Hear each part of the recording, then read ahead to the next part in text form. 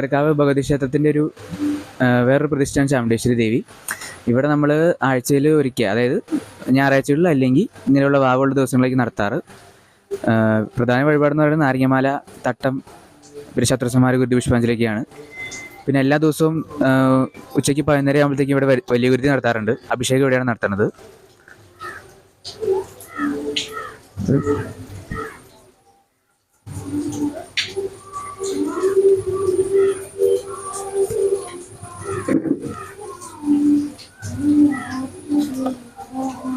പിന്നെ മകരം 28 മഹോത്സവത്തിന് നമ്മൾ ഇവിടെ മുടിയേറ്റമൊക്കെ നടത്താറുണ്ട്.